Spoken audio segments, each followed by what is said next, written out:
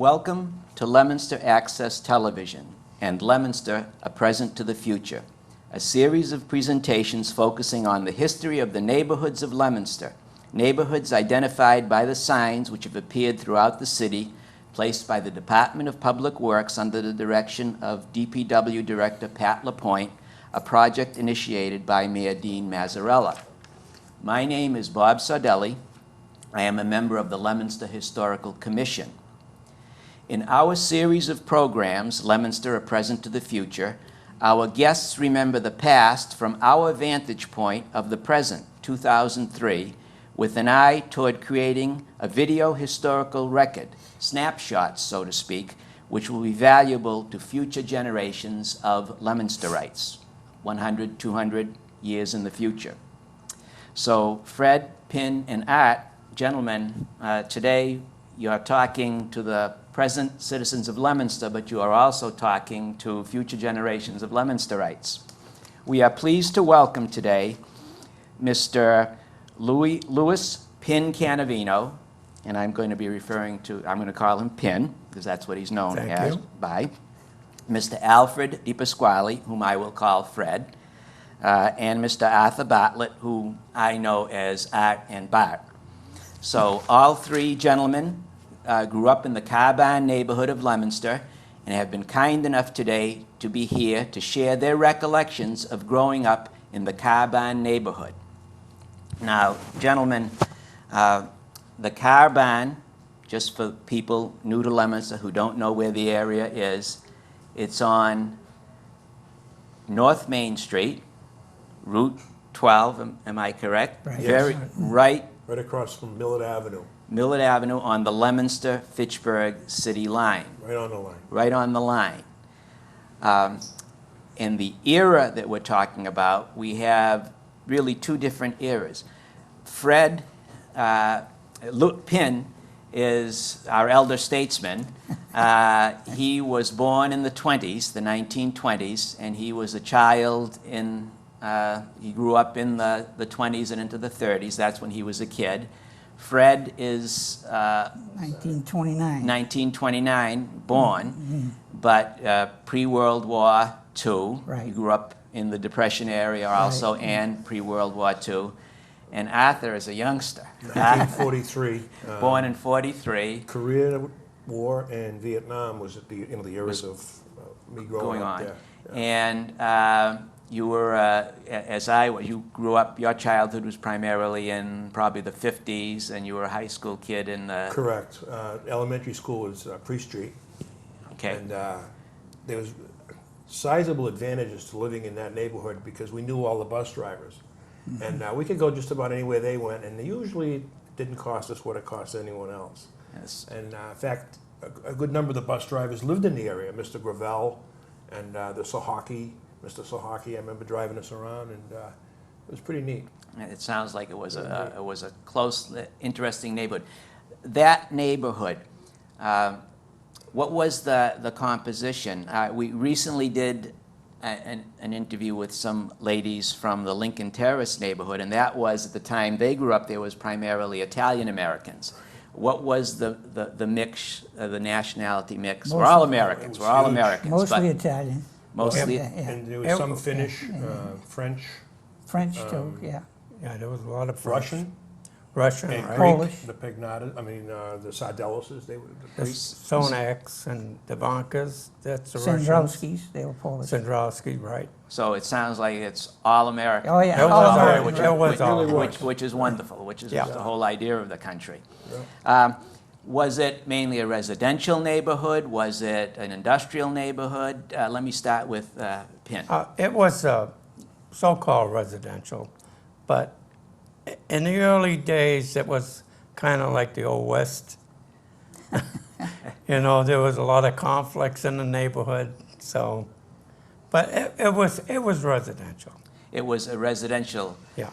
Now, by conflict, you mean like competition, rivalries. You had said something earlier about there was. If you grow up in an Italian neighborhood, there's always conflicts. There's always competition too. Yeah. And competition. Yeah. There were factories, I know, There were naturally residences, factories, there were businesses.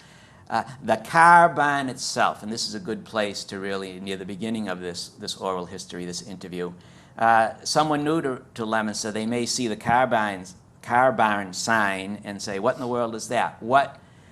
Before I have you fellows explain to our audience what the car barn was and is, I want to read something from, because it's all tied in fact, this is essential to the car barn. Trackless Trolleys, Fitchburg and Leominster Street Railway Company. And this book was published, it's by, the author is Bradley H. Clark, copyright date is 1975. And again, the title, Trackless Trolleys of the Fitchburg and Leominster Street Railway Company. And I found this yesterday in our files at the Historical Commission, and I just want to read a paragraph which applies to the car barn. Support facilities, it says. The F&L, and that stands for Fitchburg and Leominster, car barn, a wooden structure located on the south side of Water Street at the Leominster-Fitchburg city line, originally served streetcars and buses and replaced an earlier building destroyed by fire on March 5, 1920. With the arrival of trolley buses, and here we have to say that the original trolleys were streetcars with tracks. With tracks. They were electric, right? But they ran on tracks. Yes. And then those were supplanted by the trackless trolleys, which had rubber tires, but they ran on a pole and on a live wire. Live wire. Live wire overhead. The car barn was, with the arrival of trolley buses, the trackless trolleys, 2 of the 10 lanes in the car barn, I'm putting that in, were converted for maintenance and storage of these vehicles. The remainder of the building was used to garage the motor bus fleet, modern gasoline-operated buses, utility vehicles and line trucks, which had a 5-man crew. The usual lobby facilities for operators and maintenance personnel were also provided, and maybe later on in the interview, I know that I think Art has some stories about playing pool up in the And other things. in the bus barn. lobby, in the bus barn.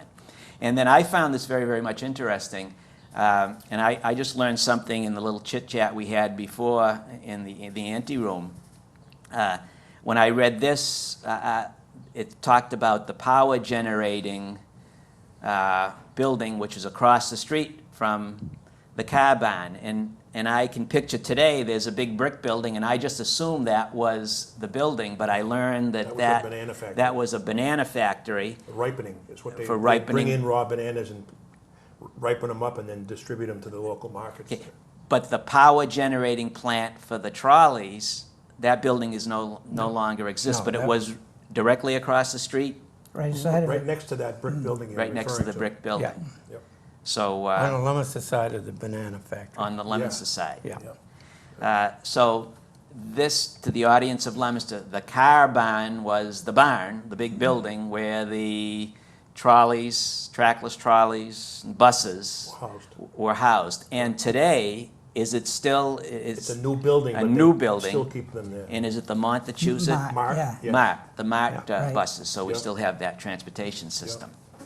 So that is what the car barn itself, car barn quote unquote, that's where the name originated.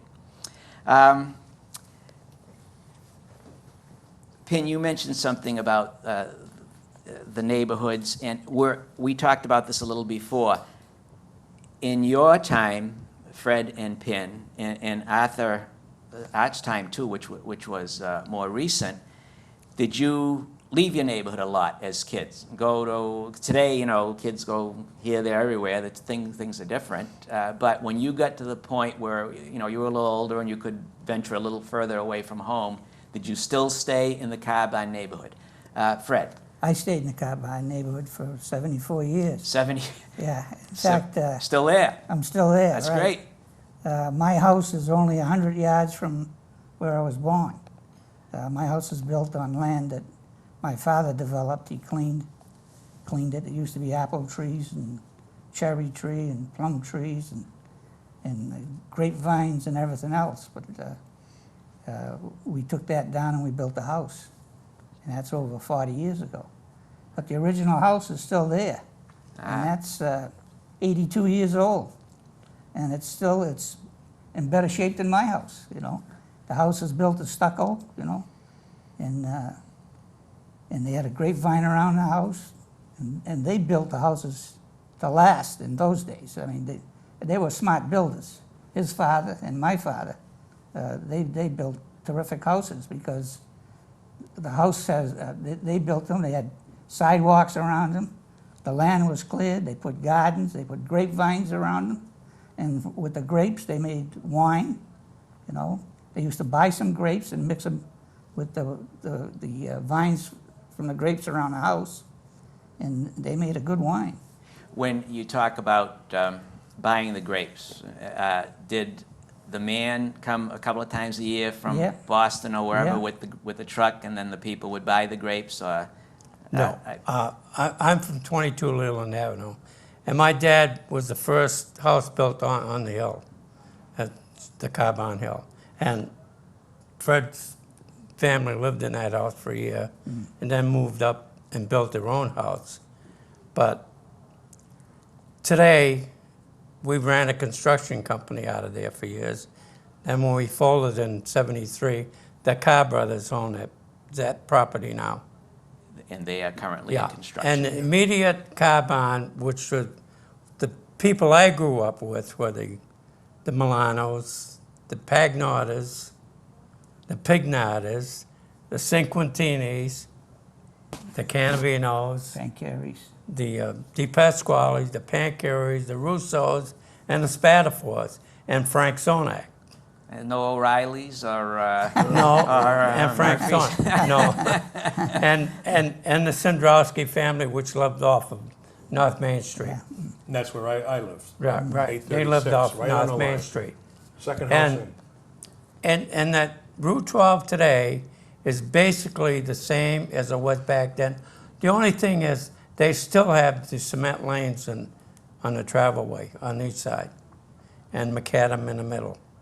And that's when they made the transition to buses. That's when they took all the overhead wire off. the overhead wires. Yeah. And they also, at some point, do you remember the taking out of the rails? I grew up on Central Street, and I have a recollection of it as a little kid of seeing the rails still in the street. Not the cars didn't go by, the trolley cars did not go by, but I do remember rails in the street, and I know that those were eventually, those Yeah, rails they- were all taken out. I kind of remember them taking the rails out. Of course, I was very young back then, and very sickly as a child. So, I had polio when I was 6, Ah. and that lasted until I was 8. And that's a whole, that is, we don't worry about that No. today in this country. But I remember as a kid, it was just prior to the vaccines coming in. And I didn't have polio, but I got very severe, I remember I had to be hospitalized, and they worried that it was polio, and it wasn't, thank God. But yes, that's a whole, You know, I've been asked a few times, where did I ever get the name of Pim? yes. So, like I say, at 6 I was sickly from 6 to 8. And I can remember getting needles in the back. So when I finally got out to play with these guys, you know, my next door neighbor were the Pignatas. And Deco was the most prominent of the Pignatas. But there was an older brother named Arthur, who we called Pro. Yeah. And when I stepped outside, he said, "Boy, don't you look like a pin?" And that pin is Stuck. still in there. That pin is still in you. It's Yeah. stuck. The name's stuck. Yeah. And most of those names he mentioned, that generation, I grew up with the offspring from that, with the Pegnatas and the Saudellises, and we had Hellenius up in back, the Finnish people, Desjardins in back of us. And we played in the same playgrounds, actually they were just fields, that, you know, we made our own football and Yeah. baseball fields. And you mentioned earlier, the baseballs at best were taped up. I mean, we didn't have equipment. I mean, my first bat came from Warner Sporting Goods downtown. I cherished it. I wouldn't let Yeah. anybody touch it. And my first bicycle came from Well, there. Oh, yeah. But, Actually, the playing field back then was the road in front of my parents' house. that's right, yeah. That used to be home plate there, and we used to hit the ball up the hill, so we Yeah, wouldn't right. hit it too far. It would come back. But we always seemed to get the balls in Apollo's garden, see? And they weren't returnable. And you know, In fact, they growing just, up in that neighborhood too, we had Lenny's Grill next, right in the Fitchburg line. And if he was there early in the morning, Mr. Pancari, he'd come out and give us little bags of potato chips to take to school with us on the bus. Was Lenny's, did that eventually turn into the City Line Yeah. diner? No, that was because No, I remember that the was city. separate. No, that was City in- Line No, it kind was of the- was, was Johnny's Grill before that. Johnny's Johnny- Grill, Yeah. right. Then Johnny it became Petrie's. Lenny's, yeah. Yep. Yeah, because the City Line, I think the City Line diner was run by Cotrelli. Yeah, right, yeah, right. What, a guy named Cotrelli Yeah. ran the That's City been Line. torn down yes, since. that was torn down a few But years ago. Johnny Petrie's ran the store called the Midway. And that was right adjacent to Lenny's Grill, which before that was John, if it was the same guy, actually. Johnny Petrie's opened up the Midway, and it was like a coffee shop, variety type store. Pin and Fred, Pin, you mentioned how, the fields, and Art mentioned how you played probably in the play areas in the fields that previous generations had played in. And it was so typical then, you'd have pickup games. Oh, You sure. just constantly, you played. Were there, and I know the answer to this, but were there organized leagues in those days? And I know when Bat came in, there were, because it's more recent. Little League, yeah. But when Fred and Pin, were there organized leagues? Yeah, Or, well, Well, they weren't organized. We they just- weren't, yes, neighborhoods. to a point they were. We played outside, but we formed our own team, and first it was called the Carbine AC. Carbine And AC. Carbine Athletic AC, Club. and there was a clubhouse down on the city line. And then we called it the Abbott Rangers, but one of the bus drivers was Don Kinsey at I the time. remember Mr. Kinsey. Don I Kinsey, went to and he school ran with his this, son. what they call a city league back then, and we used to play in the mornings, and we had the Carbine team into that league, and that's where my generation of boys like Deco and Pro and Frank Sonak and the Pancaries, mostly Rosa, played on the baseball team. So you did have some, but it wasn't the highly organized leagues that we have No, No, today. it was competitive. It was Let's put it competitive. that. it's more neighborhood. We played. Neighborhood. Neighborhood. We played a team from the Plains, which I can remember. The Plains neighborhood, there's a The sign Plains, that there, was yeah. around Doyle Field. Field. We used to Yeah. play South Fitchburg all the time. Yeah, we played South- South Pittsburgh. There's a all nice the little time. field over there they Yeah, had there too. yeah. It's Herman Burkefield now. We called it pickup games. We just, after school, Right. we'd get together and pick up the Saudellises and Deco Pagnata, God rest his soul. And we'd play in Deco's backyard and Chris Saudellis' backyard, along the railroad tracks, Yeah, the tracks. which across ran right down the length of Route 12. Yeah, And I lived in Leominster all my life, and by the time I was 18, I had to go to war. So I went from the Carbine to the military, back to the Carbine. Carbine, your military service, which, Yeah. thank you. When you mentioned these fields where different generations of kids played, this has stuck with me. I remember seeing a cartoon in the Family Circus, which still runs, and they had these little modern kids saying, "Oh, they're out in the woods or out climbing a hill," and the kids thought that this hill was, no one in history had climbed the hill. They thought this was the first time that this hill had been climbed, and then that you could see the ghosts of two little pilgrim kids that would climb that hill, and then two little American Indian kids. So, and the idea being that those fields that you played on were used as fields for generations before you. And there are so many things that I'm learning through through history, that sometimes we think that in a spot, and you see places in Leominster that this is the way it always has been, but there's so much local history. A case in point, a new CVS, it's a different neighborhood, it's down by the base of Lincoln Terrace.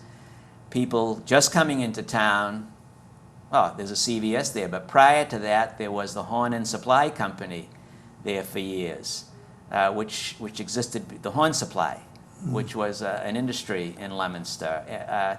So there is so much local history. We talked in the little... Well, you know, most of it's gone, too. I mean, much of it, it changes. we played in a field across from Leominster Home Beverage, which is no longer No there. longer here.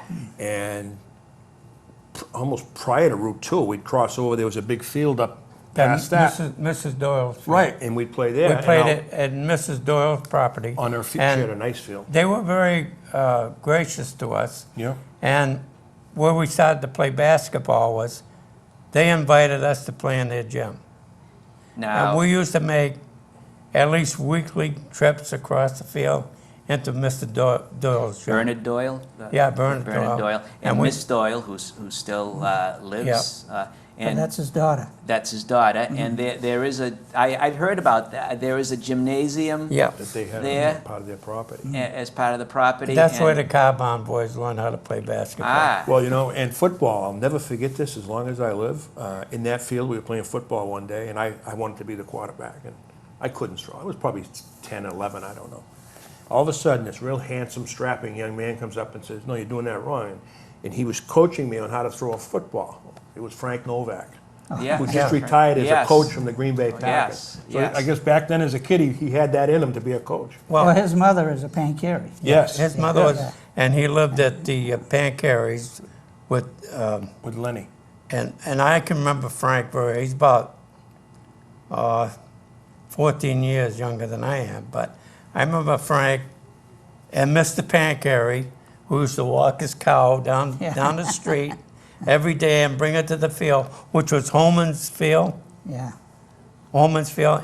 And Frank Novak, no matter when I saw Frank, he had a football in his hands, Yeah. up and down the street. Of course, he kind of idolized us because we were a little older and we played for the Leominster Lions. Yes, the And professional, he used to take all semi-pro the stuff With football Deco. team. Deco was with the Lions. Yeah. Yeah. Speaking of a cow, I can remember we used to go over to Pancari's and we used to get the milk directly from the cow.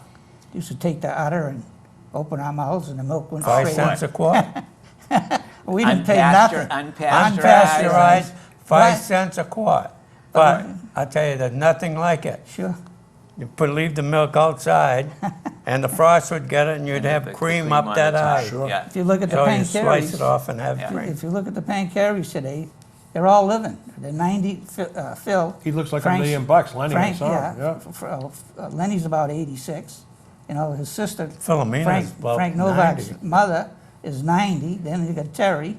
She's in her 80s. And they're all living, you know, they're all living good. Yeah. And they're I healthy. remember, So it must have refrigerator. been the milk, the way I look at it. that- We had ice deliveries, remember? They used to deliver The ice. Iceman, the Iceman, The the Bread Iceman, Man, the the Milkman. Milkman, Put it out front, 2 Oh, quarts yeah. a week. And the fruit whatever. man. the Fruit Man. Sure. Yeah, and Yeah. a wagon. We had a lot of episodes with the fruit man. Yeah. And getting back to the Yeah. grapes, I used to look forward to the grapes, grape man coming around to, when my father bought the grapes, because we had a wine press in the cellar, and we had the old grinder. Yeah. And I used to look forward to grinding the grapes, because my father used to buy, half of them used to be the white grapes. And I used to eat the white grapes while I was grinding them. I always look forward to that every year. Yeah, my dad planted, he had vines, and he had Concord grapes, he had Muscatel grapes, he had all kinds of grapes, and a big wine cellar. Yeah. That was A very big wine cellar. that was typical of Italian American Yeah. families Yeah. in those days. They would make Yet our their wine. the group that I was involved with, we didn't see a lot of that. No. It started the transition into cars. When I was 15, I had my first car that I bought for $25. It was a 46 Ford Coupe, and it wasn't running. I bought it with my paper route money, and my dad helped me work on it for a year to get it running. And that's kind of when I started to leave the neighborhood. Once I got a pair of wheels under me, I started to venture out. But prior to that, it was hanging out up at the bus barn. I mean, Yeah. great pool tables. They had the real leather pockets, And they'd let us go in there and shoot pool. Did you get to know some of the bus drivers and the? Knew every one of them. As a matter of fact, used to like to go to the movies a lot. And, I mean, Leominster had 3 or 4, and Fitchburg had a number of them. And if I would go to a movie in Fitchburg at night, on a Sunday afternoon, late afternoon, if it was dark coming home, once I got on the bus stop was right at the line, but he would bring me right to my driveway. Because he didn't want me walking. Not that there was any problems in that neighborhood, but they kind of took care of us. They called us the Carbine Kids. I mean, that's what we were known as. Fred and Pin, did you get to know any of the bus drivers or the trackless trolley operators? Some of them. There used to be one that used to live on Holman Avenue, where we used to walk down and catch the bus to go to Priest Street. I can't recall what his name was. But, I played with the kids of the fathers, the Well, the Gravel. Gravel. Arthur Gravel was a bus Arthur driver. Gravel. And Mr. Ryan, who lived, Oh, yeah, Pearlie. he lived down the street. On Route 12.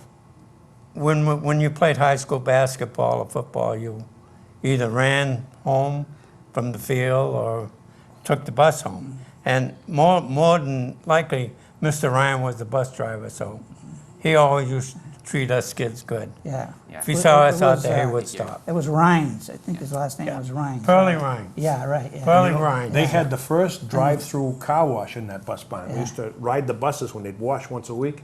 They'd let us get on it because it was, oh wow, this is great, and the water would be squirting everywhere.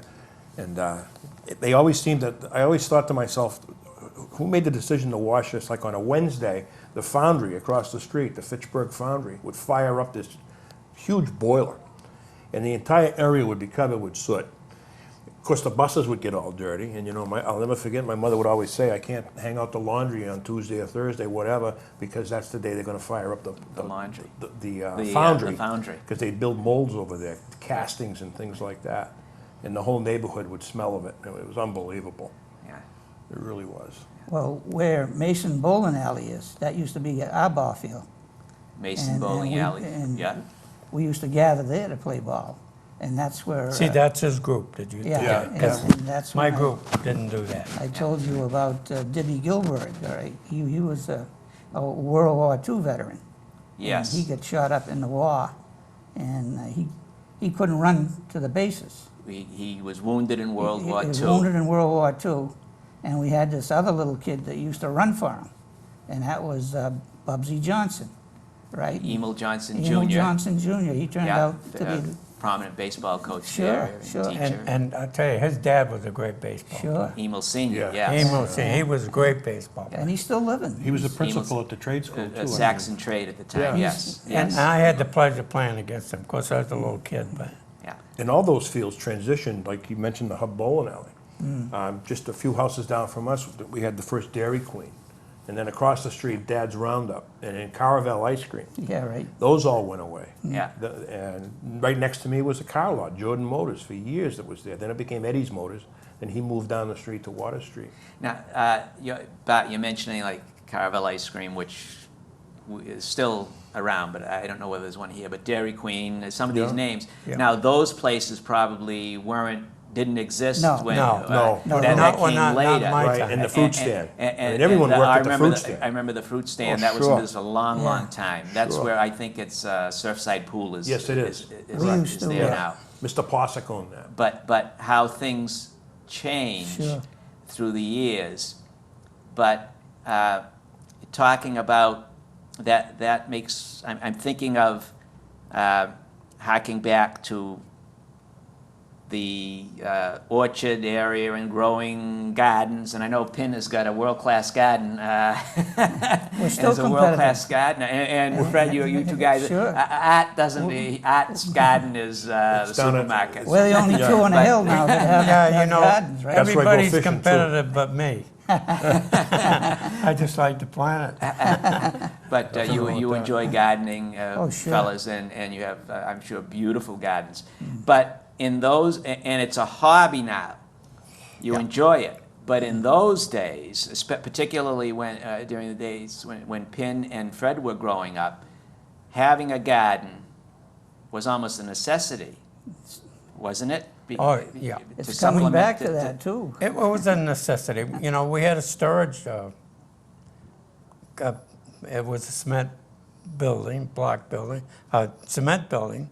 Except we used to store all our food down Like a there. coal cellar, Yeah, and a apples. root cellar and- type thing. Yeah. Everything you grew, you stored. At my grandparents' house off Castle Street, it's Marguerite Avenue now, they had, I still remember it, they had, it was the bottom of an old barn, and it's still there, and they call it the ice box. I can still remember some of an odor that comes to mind, which was wonderful. Is that sometimes they'd put, I guess my Uncle Raymond would put tomatoes in there to ripen, and you'd get this beautiful smell of it. I can smell it now, the tomatoes ripening. And We still have that in the house I was born in. It's still there. There's a place to store the food. It's never used now, but it's still there. We never had a garden at my house. That The was people in back of us, well, because my dad worked at GE, and he'd take the bus to work, never drove a car to work. My mother would work 3 to 11 as a nurse. So they were always coming and going. the They really didn't have time for Leominster it. Hospital. Leominster Hospital, yeah. And then after that, Fitchburg General Hospital, which is no longer around. So they really didn't have the time for it. We only had one car. Right, and this was post-World War II.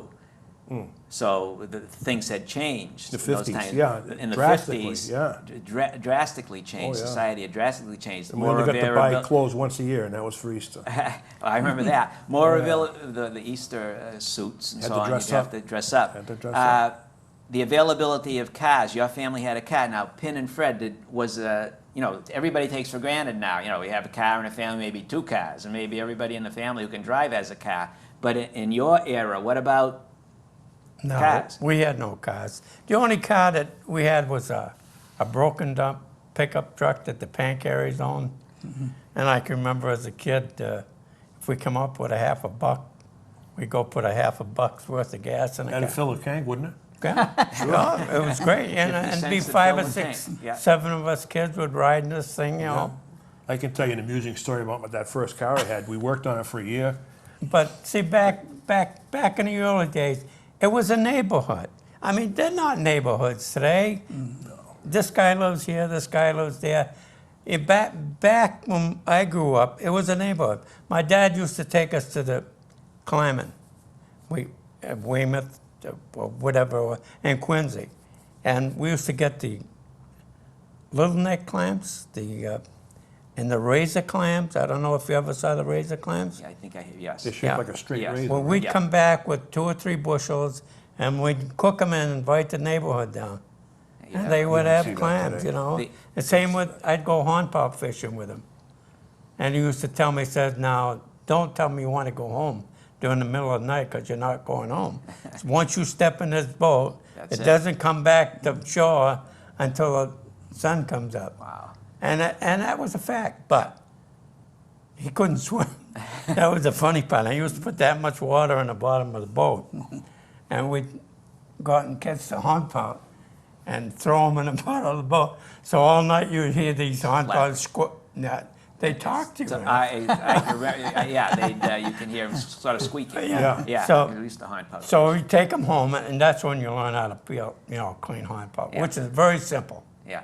So you clean 200 or 300 hornpout, cut the fin off that way, Yeah. stab them back through the neck, turn them, and pull the skin off. And he's all clean. I did a lot of hornpout. I call the hornpout fishing neighborhoods with- down to Yeah. have hornpout. You talk my about dad and uncle. neighborhoods and knowing the people. I used to know every family from Nichols Street all the way down to downtown Leominster. Now I live on Dewey Avenue, but on Leland Avenue, I probably know 4 people that live in the street. That's the truth. It's all new That- people. You knew everybody. That is sort of a sad change Yeah. between then and now. I guess they call that it's- progress, huh? Well, progress. The family to the right of me, I know, those are the Maggios. The Cinquantinis had the other house. The Farnsworths have been there for ages. Now the 2 young daughters take it over. But the Pagnotta house across the street, that's had 6 different owners since I've been. Yeah. We're, So I never really get to know those people. it's true. We're a much more mobile society. Yeah. My house was torn down. Rick Starr Ford. Yeah. Right where that showroom is was where my house was. I can picture right where Rick Starr is, and right. That's Oh, the it was right, in fact, right. you can, if you look close, you can see where they had the granite for the curbing and stuff. You can see where my driveway was. Yeah, And I have a when I vague mentioned that, memory of where you. My I little know where car you live, right? extravaganza, we worked Left- on that thing for a year. Right at the city line, take a left, you were on. Yeah, Right and we there. finally got it running, and I went to get an inspection sticker, and I was pulling out, and the fan went right through the radiator, and I didn't have any money to fix it. I had to back it in, it sat for another 3 months. Then you take Dewey Avenue, where I live now. In those days, his father, my father, the Cannavino, the Pignatas, the Pagnatas, and Spatafores and Pancaries. Well, Dewey Avenue was a dirt road, right? And they used to play bocce out there all the time. They used to get together. And they used to have some really good games. Yeah. It was society has changed. Human nature hasn't changed, but society has changed, and at least around the people knew each other. You Yeah. knew your neighbors and in you could- those days. Deco And, Pagnata's gas station, you could go in there and buy gas on the tab. That's what we used to call it. You'd go in and Yeah. get $1 worth of gas, say, Deco, I'll pay you next week, no problem. See, Yeah. most of the kids Yeah, that credit came right back on the tab. and built on the hill, it was a kind of a community thing. If you were building a house, the neighbors would come down and Yeah. help you put the house together. You know, do all the Sure. rough work and get it up.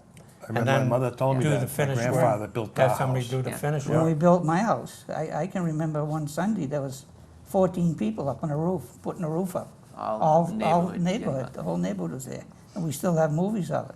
Yeah. And we still have an 8mm movie kicking around in a family someplace where they used to play bocce on the Now, street. Fred, you mentioned that, and I'm picturing Kyle and Jack, who are doing this video. And when you say you have an 8mm film running around someplace, that has registered, and I think they'll probably see you about that after, because they're very much interested in that. They Yeah. are very much interested in documenting the history of Leominster, and things like those 8mm films are priceless.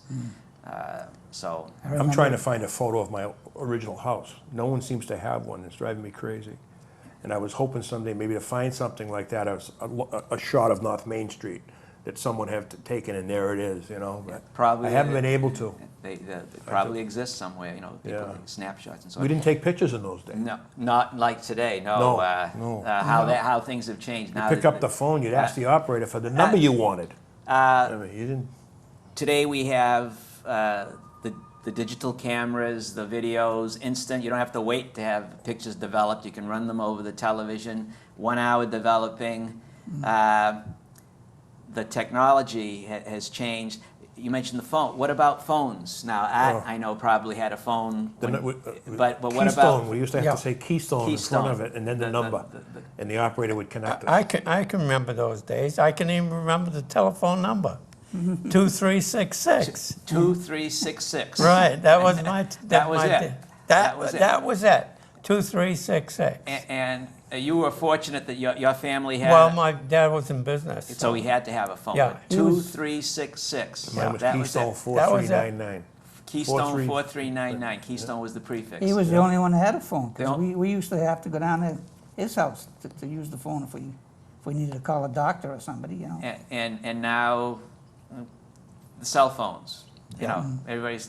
I'll How tell things you, have changed. One of the great things was that his brother, the kid, Freddy, your brother lives in California, Frank, Frank.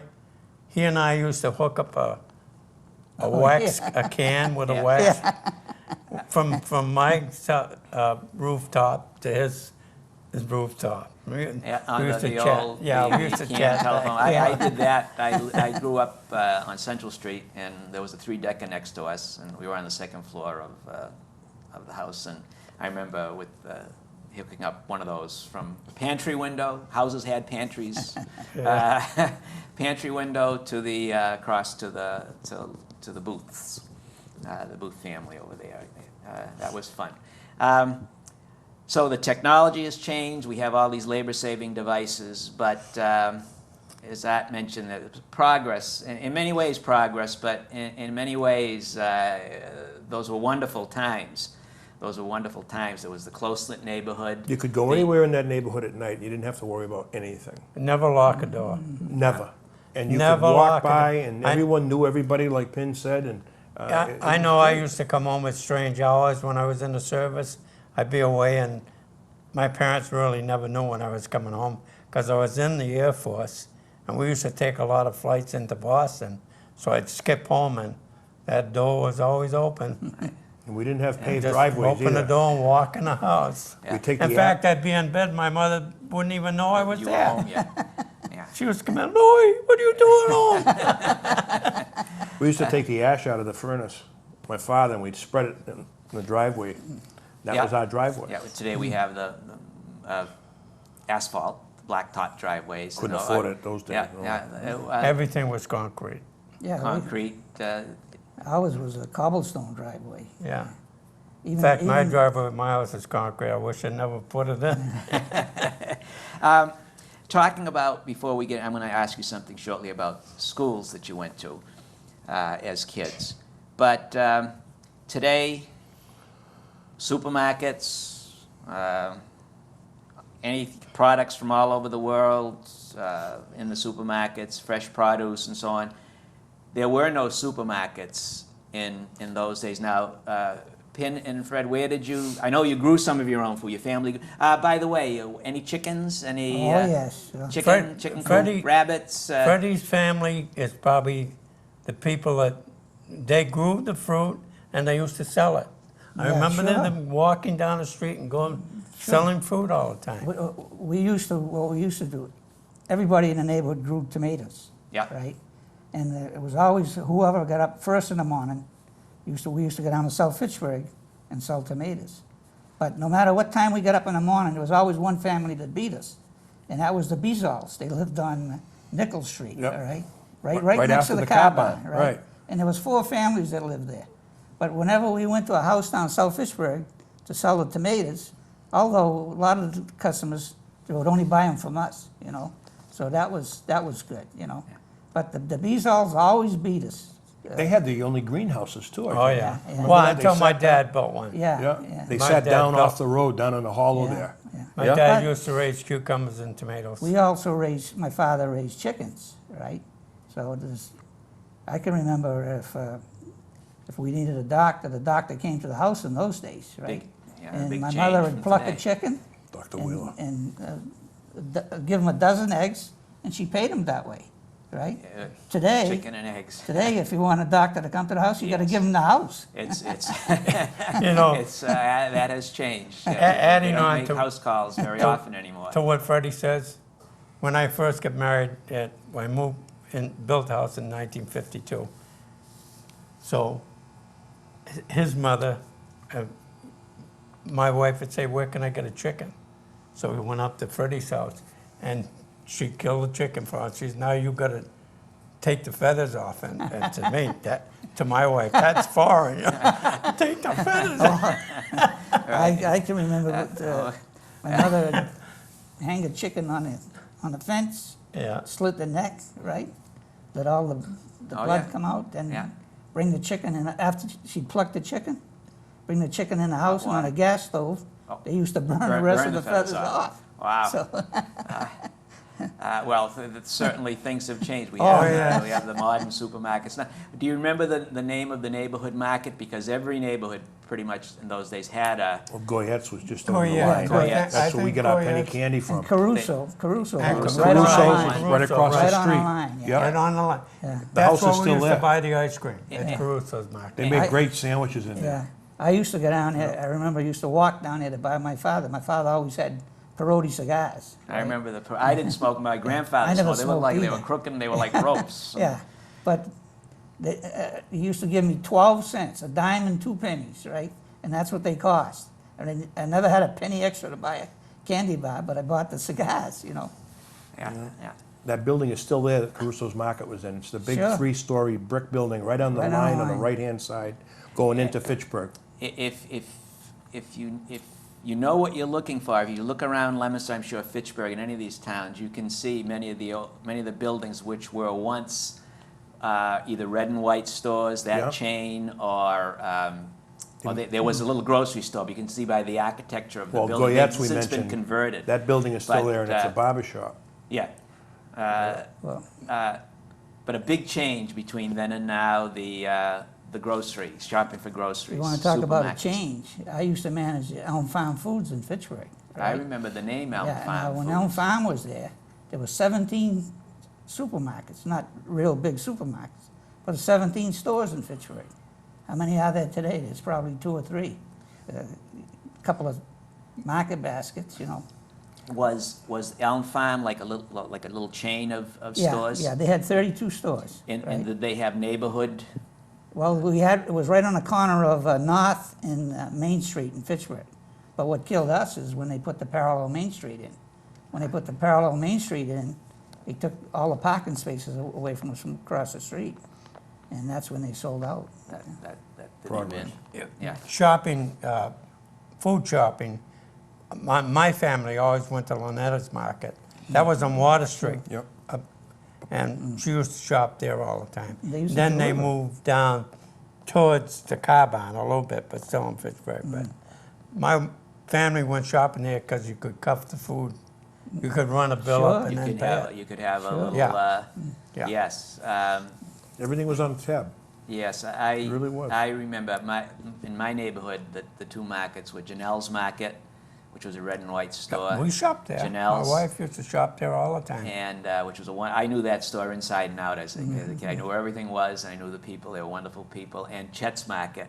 And My mother-in-law used to call Chet up and Chet- put her phone order in over the phone. Oh, and he yeah. would deliver it on Saturday in a car. Janelle's for a while also delivered. So we think, some supermarkets now online order groceries. They think it's a new thing, but there actually was a period when grocery stores used to deliver. Oh, yes. They delivered. So Absolutely. that's not new. A little anecdote about Chet's Market, Mr. DePasquale, Chester DePasquale, a wonderful man. He knew his math. He had his pencil over his ear and he had his apron, and when he figured up the bill, it was all in his head right on the bag, paper bag, and he'd add up the, you didn't need a computer or a cash register. Well, you're talking about being smart. My father told me he went to 5 grades in school. Well, he could do anything. Believe me, he could do anything. He had a mind, and math was nothing to him. He just could do it. He built the Bernardian Bowl as it stands today, Construction, he was always in the Right, construction. yeah, because he was in the... Those days, very often, saying Pin, people didn't get the opportunity to go to school. They had Right. Had to work. to work. You had to go to work, and especially during the Depression, many kids, if they got to the 8th grade, that was an accomplishment. Very smart, very intelligent. If they had had the opportunity to go on, surely they could have gone on, but they Yeah. had to go to work. She had to go to work, right. My dad, a machinist, and tool and dies, very, very intelligent man. But he had to go to work. He had to go to work. My father was a self-taught electrician, Yeah, and he so- repaired radios, car radios, which had tubes in those days. And we had a barn out back, and he had his little radio shop there, and everyone would come in with their car radios with problems. And he'd come home from General Electric at night and then go out and work in the radio shop till all hours of the night. Did that all the time. It was all tubes, even during World War II. Yeah. I remember, because I was a radio operator, and In the- all our airplanes were in the Army Air Force. Army Air Force. Army Air Troop Force. carrier. Yeah, troop carrier. Yes, that was before the microchips. There was no such thing. No Everything such was thing. vacuum tubes and. And actually, we graduated as radio operator mechanics, but, you could do some mechanical work, but if you could get the dittas, that's what they wanted. On the Morse code. Yeah.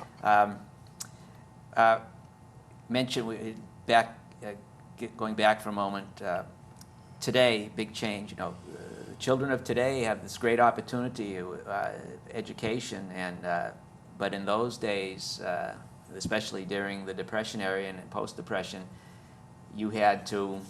Very often, you didn't have that opportunity. Even though you had the ability, you didn't have the opportunity. But we had a lot of things that were going for us. No such thing as peer pressure. You know, I hear that No, today. even my generation. And I used to hear that in the Babe Ruth League, and I say, peer pressure? What are you talking about, peer pressure? It's I mean, true. I'm my own person, and that's it. Yes, we all are our own persons, and a lot of it gets back to our own personal attitude.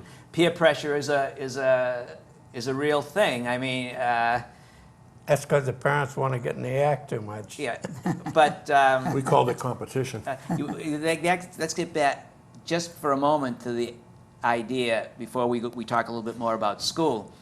How neighborhoods were more close-knit in those days. They could be that way today. It's really a matter of an individual's attitude. Very but- often we don't know our neighbors well, kind of make an effort to get to know I your don't neighbors. think they could ever go back to those days because the woman in the house stayed home. Yes, big I difference. mean, they were home, and I know my two daughters, they came home to a mother in the house when they went to school, so. And it certainly was that way when we grew up. Yes, society. You know, they the stayed in the economics, house, and that was economy it. has changed. And that's why the neighborhoods were Yeah. close. Yeah. It's the woman that kept them close. The The man never keeps anything close, you know that. It's the woman that has the touch. the maternal. I probably wouldn't Much say as we that. hate to admit it, I'm right? almost 79 now. No. I can say this. You can say that, and Yeah, it's, and I know it's the truth. Both have their roles to play. The father Yes, has his role right. to play, the mother, He has to and go they to work. cooperate. But again, we're in 2003, and human nature hasn't changed, but society indeed It has definitely has changed, right. It Yeah. has changed. You went to Pre-street Street school. School. I did too. Pre-street, all All three of of you us, fellas, the elementary grades. And Pre-street School is still a school building, Yes. right up by Doyle Field, and it's still in use and much use. Then, did you go after that to Gallagher? Was Gallagher built? Yes. Gallagher was Yes. Gallagher. next step. Yeah. The next step was made Gallagher. Yeah. And then, of course, LA. Then Carter. and then Carter, Carter. yeah. Carter was the high school. Carter, right, the Carter building, which is Yeah. in the news lately because it may become an art center, but beautiful old building, but a wooden, I found out that Carter has a wooden frame. But that was my high school. It was Leominster High Yeah, then. And my principal was TK, Ted Kaczowski. Yep. Oh, yeah. Wonderful guy at the And time. I, Me too. you know, I played football for He was there the forever. coach. Yeah. Great guy, let me tell Yes, you. yes. And, you know, I read about the bus conflicts today. Well, we didn't take no bus to school, to high school. We walked down- hoofed it across. down Route 2 Avenue. wasn't there. Yeah. We hoofed it across Down Abbott Avenue and down. Sure. And, you know, and Dwight Davis used to wait by the door for me. He was the principal. Yeah. He was Dwight the Davis, principal. Davis, yes. Oh, yeah, been, Yeah. okay. Yeah. No, even, I'm a little older than, a few years older than Bart, but even in my era, we'd walk for practice, at least I would. I'd walk from Central Street up to the high school. Some of the kids hitched rides, but I would generally walk. I'd walk from there, and then after school to practice to Doyle Field, walk. That's where we had the practices. And then for the baseball and track and so on. And then from there, I'd walk back. So we did a lot more Well, there was walking. the kids had no cars back then. Right, right. We used to hoof it from the high school to Doyle Field every day. It was pretty much, in my era, I graduated from high school in 1960, it was a few kids had cars. In Bart's era, maybe a few more kids had cars. We started with the cars, yeah, that was our. In clique. your era, Yeah. nobody, No no cars. kids In fact, had I never cars. got a Maybe driver's maybe license the teacher, until I got out of service. And today, that's a big change. Many of Yeah. the young people have automobiles, so that's an immense change. And you go up to the parking lot at schools and Yeah. packed. What about celebrations? Moving on to another. Do you remember any particular celebrations in Leominster or gatherings that would be more of a where you would get out of your neighborhood to go to a town event? Do you remember anything? The only thing we ever did, I'll never forget it, I can still remember it, was my mother took me down to where Dixie Cowdery on Airport Road, it's a big vacant building now on the right. That was housing, and Ringling Brothers Circus came there. Yeah. And we walked down Battle Street into the woods, me and my mother, they had a pipe going across the Nashua River. We shimmied across the pipe and walked down and went to see the circus. Probably Well- shimmied across the water line. Yeah, exactly. You know, because I am scoped that water line when I went to work for the DPW. I am scoped that water line all the way through there. Yeah, that's the one. What water line again are we, It's a water line that comes from No-Town that goes through Battle Street, across the river, and comes out onto North Street. okay. And now, when you say you M-scoped it, that's technically... Located it. Located it. With a Metal pipe locator. pipe And located. that was the only way to get across the river. That's how you... You had to shimmy across. If you fell in, you went in. There was no We're not... no mistakes allowed. The only time that they knew where the pipe was before I M-scope was is when they had a break. And then it It showed was there. it The showed pipe itself. was there. I washed it out. It showed itself. Well, gentlemen, this has been a pleasure to reminisce about the Car Barn neighborhood, which is identified by one of the neighborhood signs. I want to thank, and we'll go by order of age, and we have three wonderful gentlemen. We have Mr. Louis Pin Cannavino, and I found out today how Pin got his nickname. Mr. Alfred Fred DePasquale, Fred, Right. and our whippersnapper here, The run of the litter. the runt of the litter, Mr. Arthur Bartlett, Bat. We thank you very, very much for adding to our snapshot of the future, our album of the future, Leominster, a present to the future. This will be viewed, we hope, by Leominsterites